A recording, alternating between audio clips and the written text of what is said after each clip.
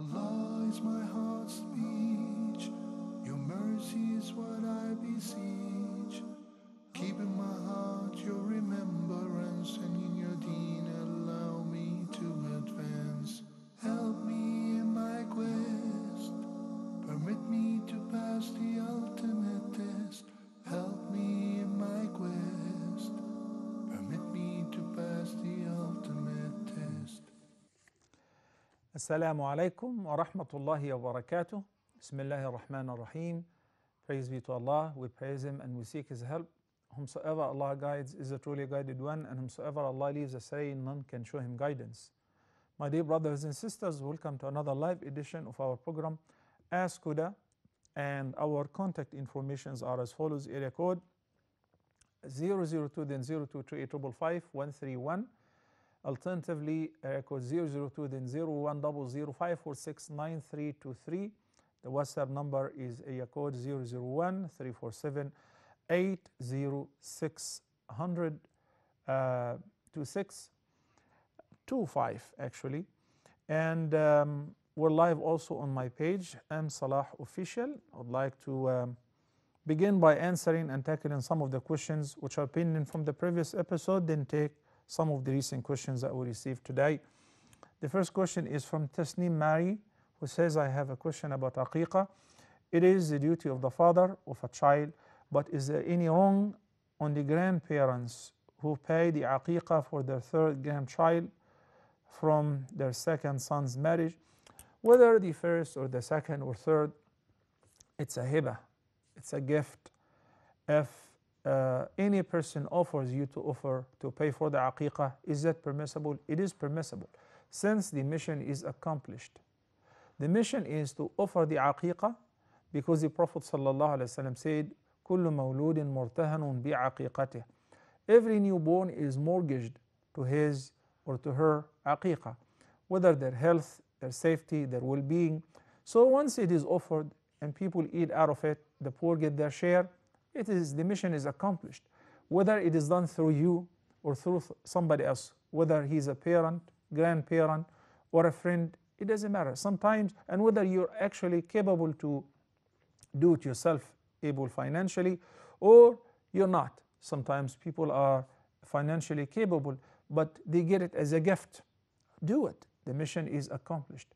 Many sisters who have plenty of gold, ornaments, and their zakah is in tens of thousands, but they never pay zakah because their husbands, they take care of that. Is that okay? It is okay, as long as there is an agreement. She knows that somebody is paying the zakah for her, then it is waived. Assalamu alaikum wa rahmatullahi wa barakatuh. Hamid from the United Kingdom. Assalamu alaikum. Wa alaikum salam wa rahmatullahi wa barakatuh. How are you? Assalamu alaikum, Hamid. Go ahead.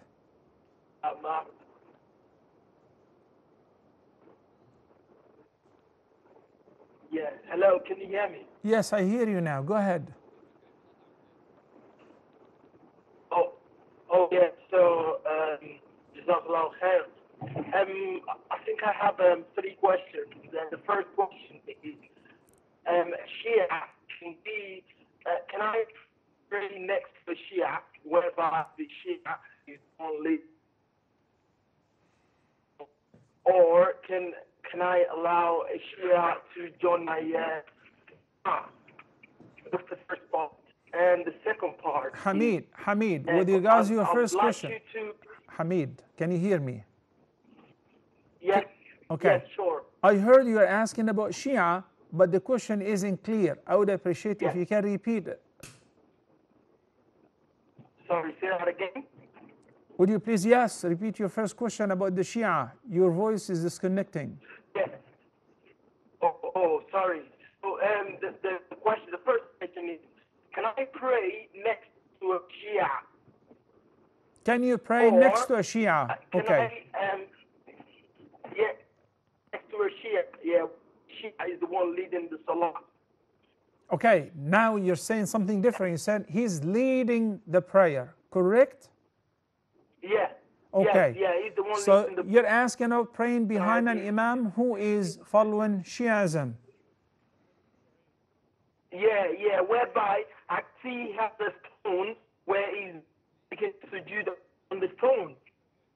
Is it allowed? Second question, please. And the second question is, could you please explain to me this verse of the Quran which says, يا أيها الذين آمنوا ادخلوا في سلم كافة ولا تتبعوا خطوات الشيطان إنه any of the companions of Rasul sallallahu alayhi wa sallam in regards to that of the Quran and the Surah Al-Luqman. I got the ayah, udkhulu fi silmi kaffa. But what is the question? You said explain it, then you said the companions. If you want the tafsir, meaning of the ayah, I'll be happy to provide you with that. Do you have any specific question concerning the ayah? Yeah, I want to what are the views of the companions? Okay, that is enough for now. At least, I barely was able to, extract you a couple questions. We have to take other calls, and inshallah try with the other line. Maybe you would have a better chance and a better connection. So I got both your questions. Assalamu alaikum wa rahmatullahi wa barakatuh. Assalamu alaikum, Shu'aib. Alhamdulillah. Go ahead. Sheikh, I have two questions, but similar questions. One is regarding hadith. Brother Shu'aib, it's very hard to understand your conversation. The voice is terrible. Please try again. All right. So one thing at a time. Brother Hamid from the UK is asking about, first he said, can I pray next to a Shia? Yes, I don't care who's praying next to me. In the haram, I stand next to many people. I don't fetch their hearts. I don't investigate their faith, their madhab, their aqidah. But behind an imam, he must be an imam who believes in Allah and the last day. He believes in all the articles of faith. An imam who does respect, revere, and love all the companions of the Messenger of Allah, peace be upon him. Any person, even a person who says he's Sunni, he's preaching the teaching of the Sunni madhab, then in one of his lectures said about Aisha, because it happened, that she's a sinner. Okay? This person should be banned from leading the prayer. He's either ignorant or he knows what he's saying and he's trying to cause trouble in the community. He shouldn't be in the post and in the position. The Imam, as the Prophet ﷺ said, إِنَّمَا جُعِلَ الْإِمَامُ لِيُؤْتَمَّ بِهِ. The Imam was appointed to be followed. It isn't only about leading the prayers and knowing how to pray and beautiful recitation. The Imam is a position of the leadership. So if he happens after the prayer to give a khatira, to explain a verse of the Quran or a hadith, then he quoted something which is fabricated, were to praise one of the companions beyond what Allah the Almighty allowed. First of all, not all Shia are the same. They have various sects and madahib. Some of them are plain astray, evidently astray. They have nothing to do with Islam. You have the Nusayris, you have the Alawis, you have the Ismailis, you have the Agha Khanis, you have the Ithna Ashariya, you have the Zaydiyya. So some of them are close to Ahlul Sunnah, and the differences could be fiqhi issues. And some of them, the differences between them and the mainstream of the Ummah is with regards to the core of belief, with regards to the concept of Iman. Those Imamiyya who believe that the Imams are infallible and are superior to the Prophets, and including Prophet Muhammad ﷺ, we tell them, Lakum dinukum waliya din. You guys have your religion and we have our religion. So I don't pray behind a priest. I don't pray behind a Jewish rabbi. We have good relations, we are neighbors, we are co-workers, we have interfaith dialogue. He's not my Imam. I don't attend the khutbah to him. I don't pray behind him. I hope you understand what I'm saying? First of all, the questioner himself. So if I have the chance to look for an imam, I would look for a righteous person who knows what he is reciting. He knows the ahkam of the Quran, the ahkam of the prayer. He respects the sunnah of the Prophet ﷺ. He loves, respects, and reveres all the companions of the Prophet ﷺ and the mothers of the believers. Does not criticize, no hold any of whom is blameworthy, or judge some of the companions as apostates or kuffar. Because if this is the case, I'm not allowed to pray behind them. It's very simple. Barakallahu feekum, jazakallahu khairan. With regards to the ayah that you mentioned, this is an ayah of Surah Al-Baqarah, second chapter of the Quran. I believe it is ayah number 208. Allah the Almighty says, يَا أَيُّهَا الَّذِينَ آمَنُوا دُخُلُوا فِي السِّلْمِ كَافَّةً وَلَا تَتَّبِعُوا خُطُوَاتِ الشَّيْطَانِ إِنَّهُ لَكُمْ عَدُوٌّ مُبِينٌ. This is one of the verses in which Allah the Almighty commands not to follow the footsteps of Satan. And in the beginning He commands the believers, O who you believe, enter into as-silm. The word silm here refers to Islam, the deen. Yani, O who you believed, enter into Islam completely and perfectly and do not follow the footsteps of Satan. Indeed, he is to you an open and a clear enemy.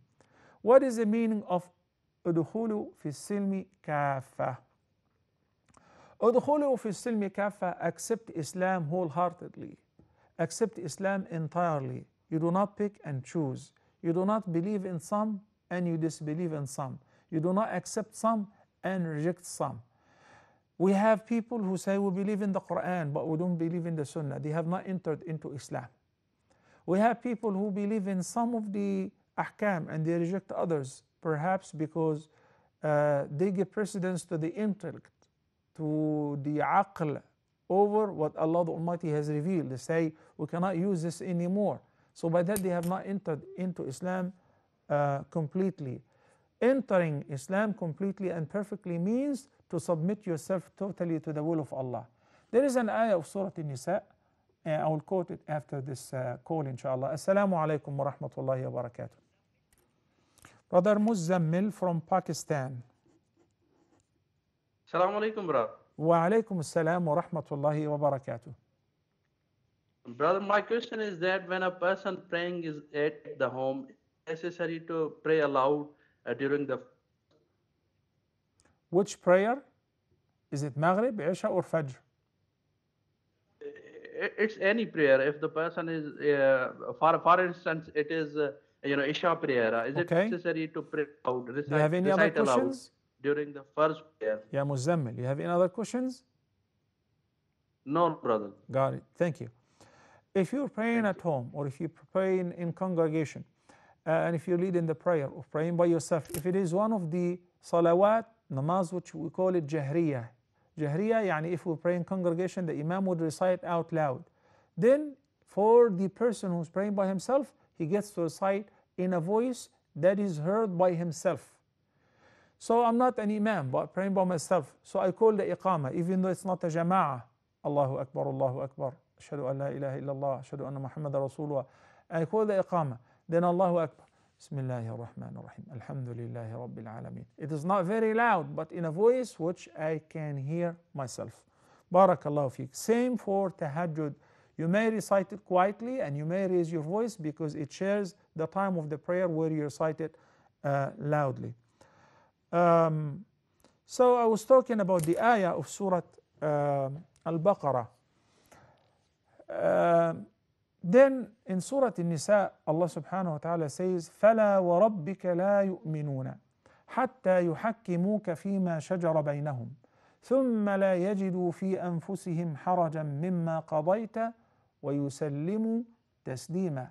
Verse number 65, chapter number 4, Allah the Almighty swears to Himself that, O Muhammad, your followers will not truly believe, not until they seek your judgment in any issue that arise between them.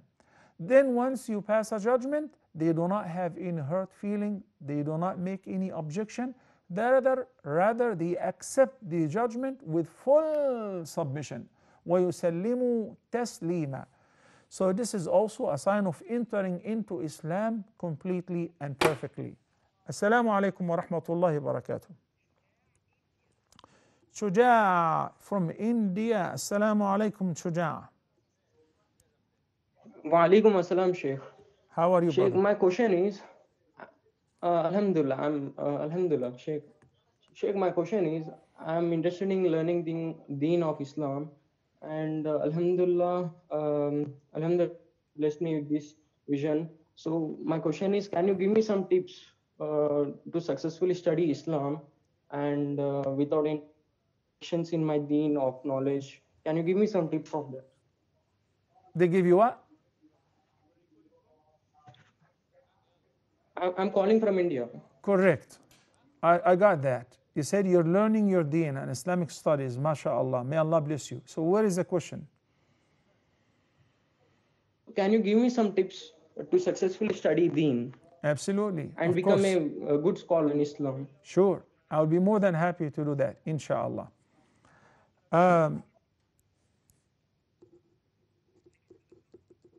Assalamu alaikum wa rahmatullahi wa barakatuh. Fahmi from Afghanistan, mashallah. Assalamu alaikum. Kandahar. Assalamu alaikum.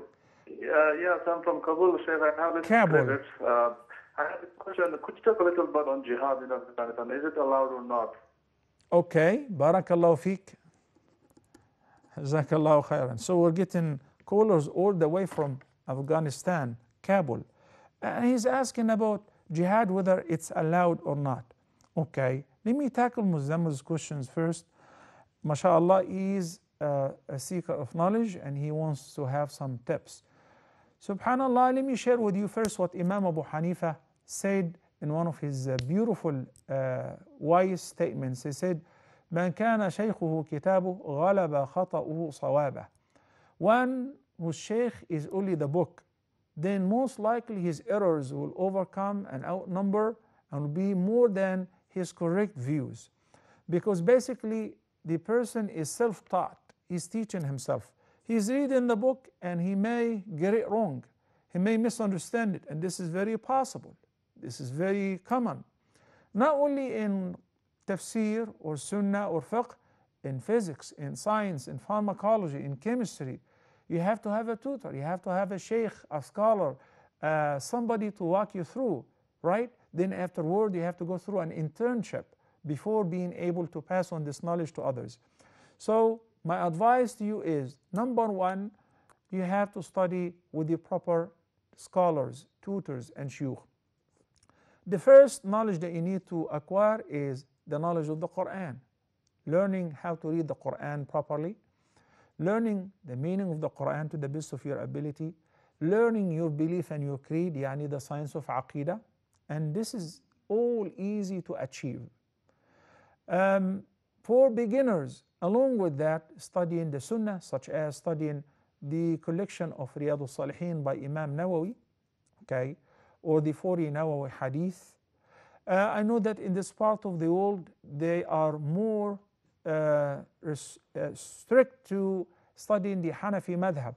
I advise every seeker of knowledge to open up, not to be limited to one madhab. And this is the beauty of studying in a school like in Al-Azhar. You get to study for years a particular madhab, whether Hanafi or Shafi'i or Maliki or otherwise. Then you study the collective and the comparative madhahib, because this is one deen, and they're all the scholars of Ahlul Sunnah wal Jama'ah and the scholars of the mainstream of the Ummah. So do not limit yourself to a particular madhab, and do not imprison yourself in one school of thought. Rather open up to other schools of thoughts of Ahlul Sunnah wal Jama'ah, so that you will expand your knowledge and you will know where the differences of opinion are coming from, and you will be flexible and you will be able to advise others as well. As far as a school to join, I'm not familiar which part of the world he's calling from India you live in, but I can advise you, since alhamdulillah you were able to reach us online and distant learning has become one of the best tools and means of acquiring any knowledge, good or bad. So now we want to utilize it to learn and seek the true knowledge of the deen. You have many schools that I can recommend for you right now, some of which are paid, such as Mishka University. You would have the authentic, pure knowledge of the deen, the various subjects of belief and creed, religions and doctrines, comparative religions, Islamic pedagogy. You would have Islamic thoughts, refuting misconceptions, Quran, Sunnah, Aqiqah, Arabic, Tajweed, Tafsir. It's a complete school, undergraduate and postgraduate until your PhD, mashallah. You can acquire this and get the certificate at the convenience of your home. There is a less paid university, the Online Islamic University, which is run by Dr. Bilal Phillips. And there are many other schools for beginners, such as New Muslim Academy, which is absolutely for free. So you don't have to pay anything. You attend classes and you take quizzes and questions and you pass exams and you get certificates. So knowledge now has become available for everyone by the grace of Allah. May Allah make it easy for you. Make a daily sabaq of the Quran to recite on a regular basis and learn only 10 words every day, 10 vocabulary with their derivatives. By the end of the year, you will find yourself have improved a great deal, tremendously. When it comes to learning how to read Quran, take it from me. Learn it from somebody who is native. With my due respect, you may have the greatest scholars, but when it comes to learning how to recite Quran, it must be from somebody who speaks native Arabic, so that he will not teach you the mistakes. And by the end, you will end up reciting Quran with the same errors, confusing the ayn with the hamza, confusing the ta with the ta, the zay with the dha. So you will be, like a person who's been breastfed from the beginning, the pure knowledge and the pure Arabic language. Assalamu alaikum wa rahmatullahi wa barakatuh. Sister Emmeline from Jordan, Assalamu alaikum. Please try again, Sister Emmeline.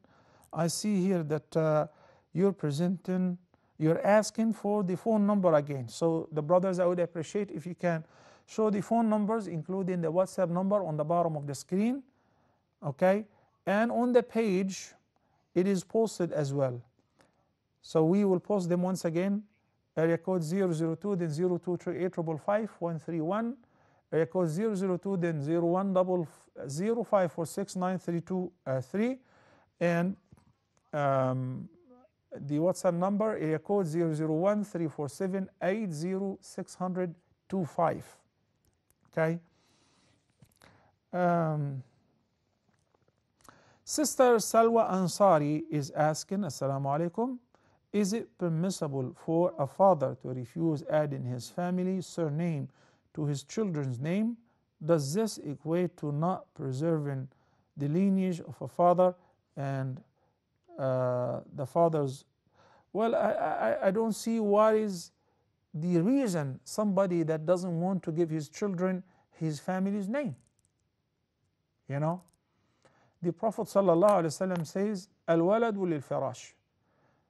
When somebody receives a child and he is married to this woman, any child who's born is their child and he bears his name. If he bears his name, he would bear his name, his father's name, his grandfather's name, the family lineage. So I hope you can explain to us what is the reason. It's something that everybody desires. You know, Prophet Zachary invoked Allah, Rabbi la tadharni fardan wa anta khayrul warithin. He didn't have any sons, he didn't have any children, so he asked for somebody to inherit this heritage. Assalamu alaikum wa rahmatullah. Brother Mansour from Gambia. Mansour, assalamu alaikum. Wa alaikum assalam. I wanted to ask about this dispute within the Islamic regions. Is there any help you can give out so that people can learn from what the religion said about dispute between among ourselves? Dispute between what? Pardon our me. Islamic nations. Our Islamic nation. Islamic nations? Right now, there are a lot of people killing one another. Yeah. Maybe it's because of they don't understand the sin behind killing one another. I would want you to emphasize that, discuss more on that so that people can understand. Absolutely, inshallah. So that's Mansoor from Gambia. Your question is very painful, Mansoor. It is very painful to every Muslim. You know, we're praying that Allah will guide our leaders to stop this nonsense, fighting against each other and waging war against each other. But this is the only thing that we can do. We can advise, we can make dua, we can preach. May Allah guide us what is best. I will quote some ayahs from the Quran, inshallah, briefly after I take the following question. Sister Emmeline from Jordan. Assalamu alaikum, Sister Emmeline. Wa alaikum salam. How are you, Dr. Muhammad? Doing fine, alhamdulillah. Thank you for asking, Sister Emmeline. Thank you very much. Doctor, I just want to ask, if a woman having her monthly period or menstruation can perform Ruqyah? Okay, I got your question. Yes, that's it. Any other questions? No, thank you very much. I'm just following online. Sure. Now listen to the answer. The Ruqyah is one of two types. There is a Ruqyah, which is a form of invocation, reciting the ahadith, the invocations of the Prophet sallallahu alaihi wasallam. So the person may say, As'alullah al-azim, Rabb al-arsh al-azim, an yashfiyak, Allahumma Rabb al-nas, adhib al-bas, ishfi anta shafi. It's all prophetic invocations. So there is a general consensus among all the Muslim scholars, a woman during her menses or even a man during his janaba can recite this ruqyah for himself or for others because it is in Quran. When it comes to the ruqyah of reciting Quran, the mu'awwidhat, ayat al-kursi, surah al-fatiha or any part of the Quran, there is a difference of opinion whether a woman during her menses can recite the Quranic ruqyah or not, based on their differences, which is originated on the fact that many, I would say the vast majority of the Muslim jurists are of the view that women during their menses are not allowed to recite Quran for the purpose of ibadah. But Imam Malik, may Allah have mercy on him, and Imam Ahmad ibn Hanbal in one of his views, and Shaykh al-Islam ibn Taymiyyah and Ibn al-Qayyim are of the view that women during their menses should not be banned from reciting Quran, because this is an act of worship which there is no specific or no sound reference which says women during their menses should not read the Quran. The reference which the Jumhur are using is a weak reference. In addition to the analogy is not correct. You say in the case of a man who is in a state of janaba, all what I need to do is just perform ghusl, then I'm clean. But a woman during her menses, she is stuck for 5, 6, 7 days. Why shall we ban her from reading the Quran if we don't have a powerful reference? So according to those set of the scholars, yes, you can recite Quran by heart from your smart device or from a hard copy, but do not touch the Quran with bare hands. You can also recite the Ruqyah for yourself or for others. Like if you have children, you have the habit of reciting the mu'awwidhat every night before they go to sleep, you can do that. I'm of this view as well. Before we take a break, our brother Fahmi from Afghanistan is asking about jihad. Jihad is prescribed until the day of judgment. And this ummah would remain observing jihad and struggling against the enemies of the deen, the enemies of the state, the Muslim ummah, until the day of judgment. Until Imam Muhammad ibn Abdullah al-Mahdi will emerge. And then Jesus, the son of Mary, will descend the eastern part of Damascus in the masjid, and he would pray behind al-Mahdi. Then they will both join forces and chase the false messiah, the impostor, to observe jihad. Okay, this ummah is in jihad until the day of judgment. Maybe many parts of the ummah are passive, but the Prophet ﷺ said there will be always a party and a group of my ummah who will remain in the form of jihad, supporting the deen, and Allah will make them victorious. لا يضرهم من خالفهم. Everywhere on earth, whenever people are oppressed, by the way, whenever even non-Muslims are oppressed somewhere and they resist this oppression, using raising arms or any possible means, that's called jihad. You know, it's a legitimate war. Jihad for mujahada, which is struggle and resistance. So this is the right which the United Nations nowadays agree to it. Every ummah have the right to defend themselves. Every people, they have the right to resent and to resist any occupation forces and people who want to take away their identity, confiscate their resources, or suppress them.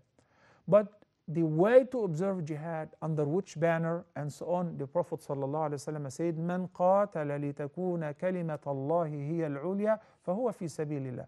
The only form of jihad which is perceived as for the sake of Allah is when somebody is observing a legitimate jihad, a legitimate war, self-defense, fighting against the enemies on the battlefield, resisting their evil power and forces in order to preserve their religious identity. Fi sabilillah, for the sake of Allah, defending the weak and the oppressed. All of that is, sometimes it is declared by the entire ummah, such as when the church declared the crusades against Muslims. The whole ummah were required to defend their holy places and their religious duties and religious identity. That's called what? Jihad. Legitimate 100%, and it is mandatory on every single person, because these evil forces, the crusaders, they have come to our soil, to our land, in order to occupy our lands, in order to change our faith. So Allah gave you not the right, rather He commanded you to fight against them. What does the ayah say in Surah Al-Baqarah, ayah number 190? وَقَاتِلُوا فِي سَبِيلِ اللَّهِ الَّذِينَ يُقَاتِلُونَكُمْ وَلَا تَعْتَدُوا. And this condition is very important. So fight for the sake of Allah against the enemies who fight against you, but transgress not. Do not target civilians. Do not target homes, places of worship, children and innocent people or women. This is the meaning of وَلَا تَعْتَدُوا. Why? Because إِنَّ اللَّهَ لَا يُحِبُّ الْمُعْتَدِينَ. Most surely Allah loves not those who transgress. So this is a general answer. If it fits you, then you work according to it. Wallahu ta'ala a'la wa a'lam. We're going to take a short break and we'll be back inshallah in a couple of minutes. Stay tuned.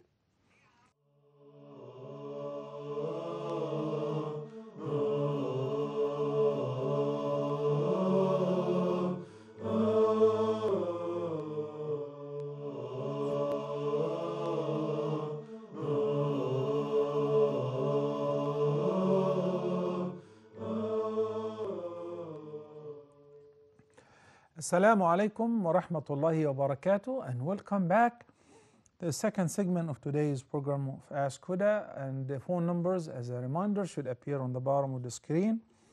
And let's take a few questions. The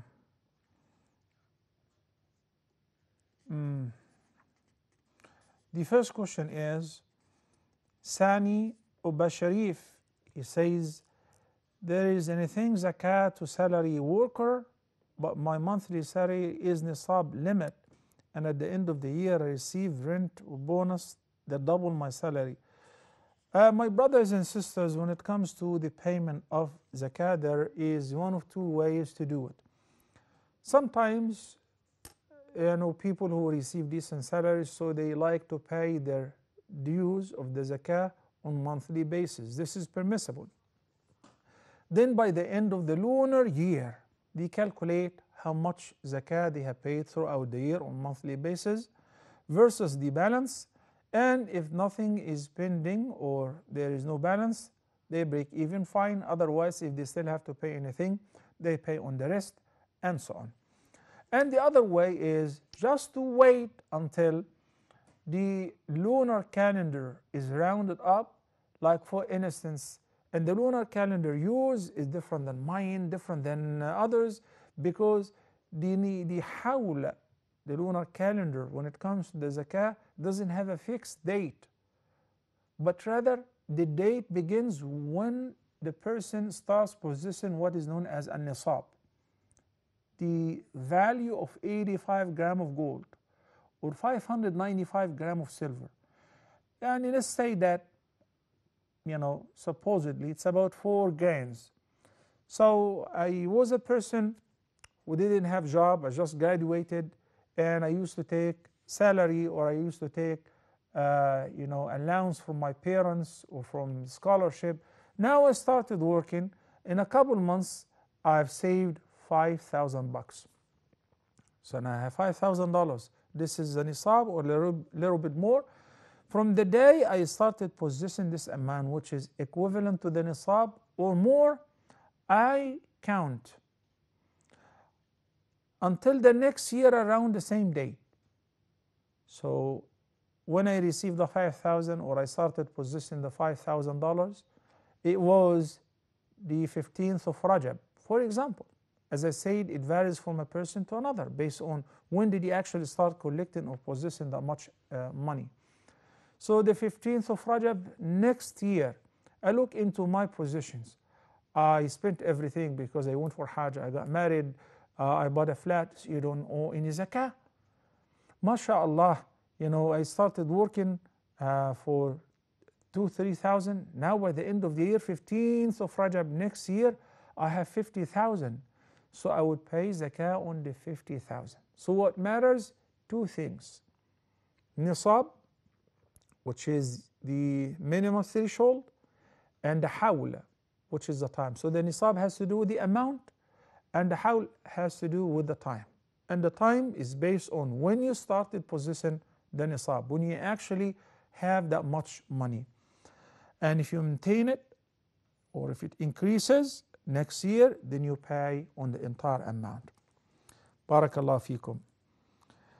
Muhammad El Sindiawi is asking, is there extra intentions for seeking scientific knowledge?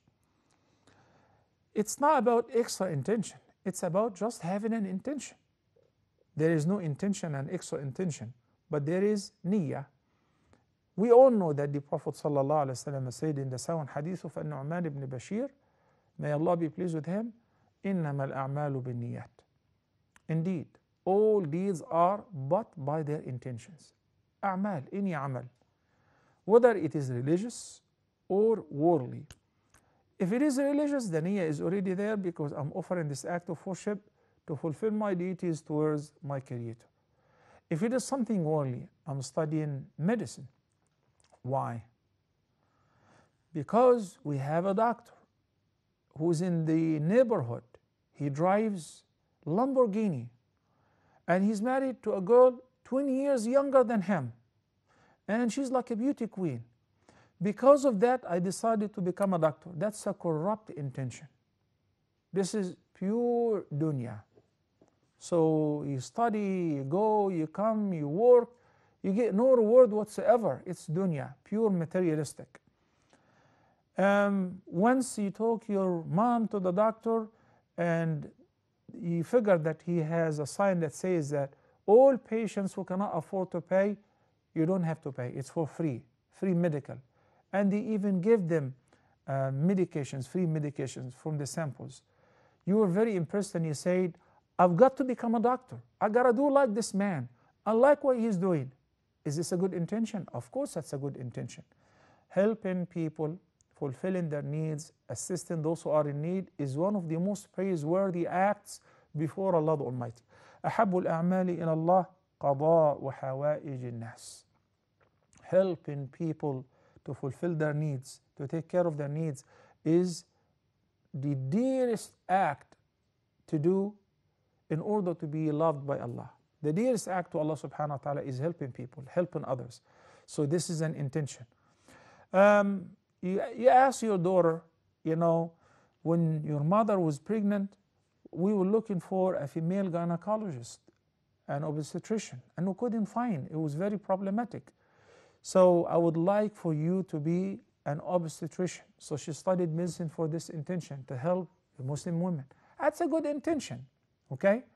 The intention is not only what you talk about, it is what you planned and formulated in your heart and mind. Assalamu alaikum wa rahmatullahi wa barakatuh. Brother Shihab from the United Kingdom. Assalamu alaikum. Wa alaikum assalam, Sheikh. Sheikh, I want to ask, is it possible to draw cartoons? And can you explain more about the hadith that says that the people who will be punished most on the Day of Judgment are those who are the image makers?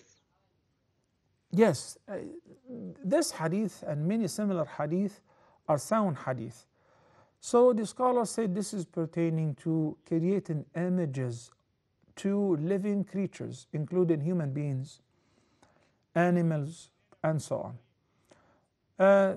There are some exceptions, such as drawing an incomplete picture, especially for cartoons, comics, for the children, for education purposes, and so on. Assalamu alaikum. Sister Maryam from the KSA, welcome to Ask Huda, Sister Maryam.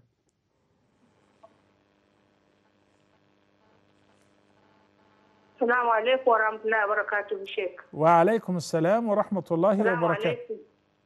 Alaikum assalam wa rahmatullahi wa barakatuh. I'm Maryam calling from Saudi. Okay.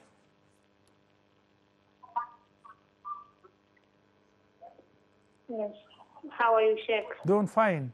Alhamdulillah. Thank you for asking, Sister Maryam. What is your question, please? Yes. Yes. My question, Sheikh, is that during the month of the Hajj, on the 10th day, I used to slaughter my own rams. Mm-hmm. Then I for my late parents.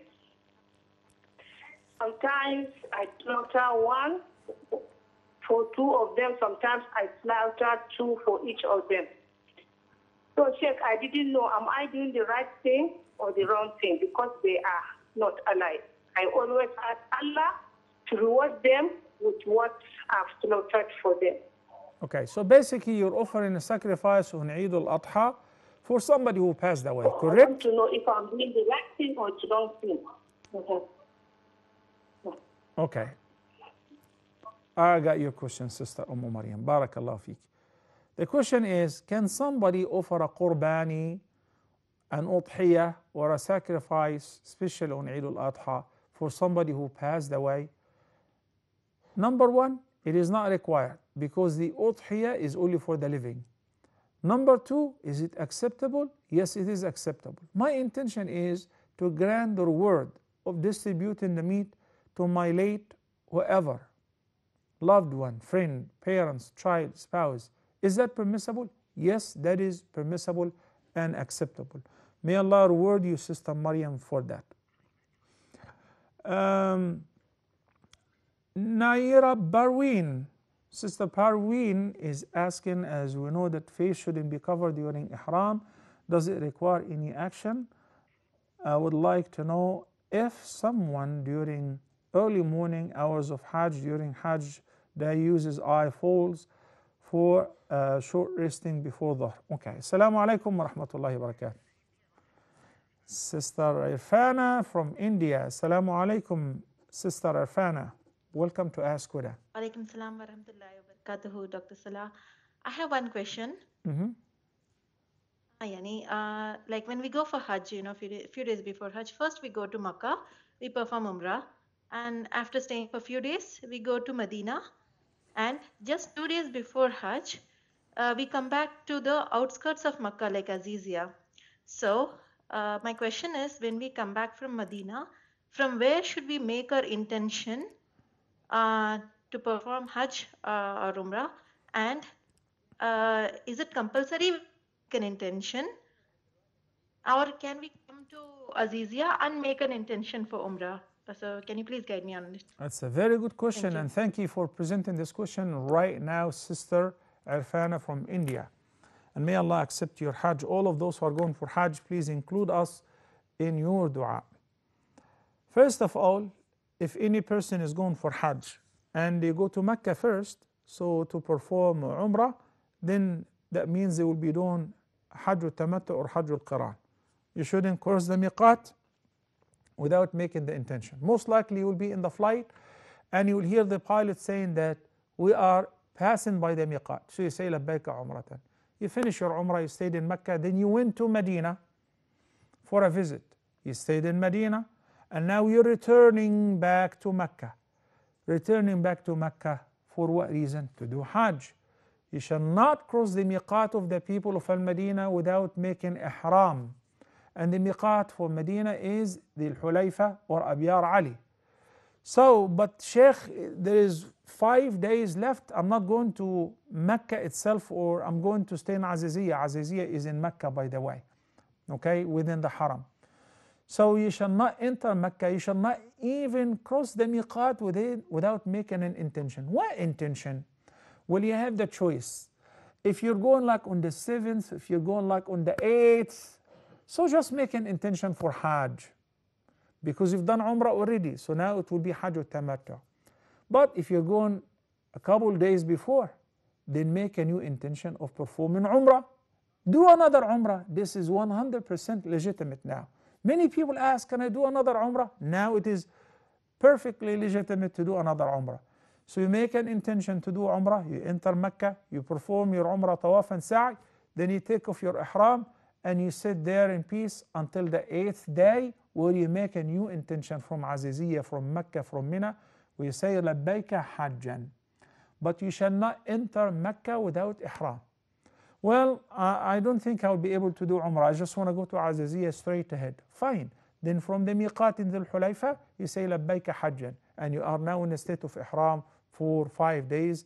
It depends on when will you be entering the Haram and going to Aziziyah. And you stay in Ihram until you finish Arafah, you return from Muzdalifah to Mina.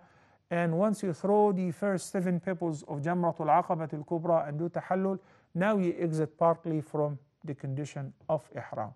Bottom line, if you're going to Mecca for Umrah or Hajj, you should never cross the miqat without making an Ihram intention. Brothers and sisters, by that we've come to the end of today's edition of your program. Ask Huda, and until next episode, I ask Allah the Almighty to protect you all against every evil. أقول قولي هذا وأستغفر الله لي ولكم وصلى الله على سيدنا محمد وعلى آله وصحبه وسلم والسلام عليكم ورحمة الله وبركاته. Allah is my heart's speech, your mercy is what I beseech. Keep in my heart your remembrance, and in your deen allow me to advance. Help me in my quest, permit me to pass the